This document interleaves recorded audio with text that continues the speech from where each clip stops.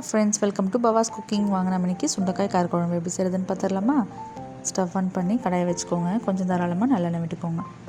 எண்ணெய் நல்லா சூடானதுக்கப்புறமா 1 ஸ்பூன் கடுகு, 1/4 ஸ்பூன் வெந்தயம், 1/4 ஸ்பூன் சீரகம் ஆட் பண்ணிக்கோங்க. கருவடகம் இருந்தாலும் நீங்கள் ஆட் பண்ணிக்கோங்க.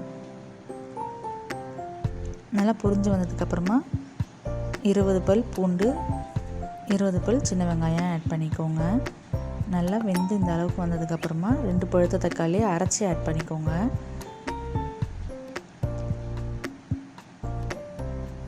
கொஞ்சமாக கல்லுப்பு ஆட் பண்ணி நல்லா தக்காளி வெந்து எண்ணெய் பிரிஞ்சு வர அளவுக்கு வதக்கி விட்டுக்கோங்க. இந்த அளவுக்கு வந்ததுக்கப்புறமா 100 கிராம் அளவுக்கு சுண்டைக்காய் ஆட் பண்ணியிருக்கேன். குட்டி உருளைக்கிழங்கு 2 உருளைக்கிழங்கு ஆட் பண்ணியிருக்கேன். உங்களுக்கு முருங்கைக்காய் பிடிக்கனாலும் அதையும் ஆட் பண்ணிக்கலாம்.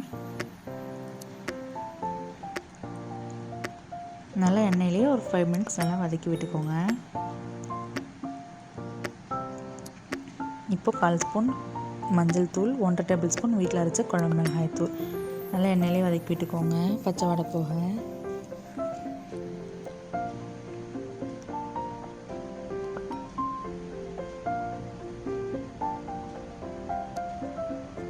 இப்போ குழம்புக்கு தேவையான அளவு தண்ணி ஆட் பண்ணிக்கலாம்.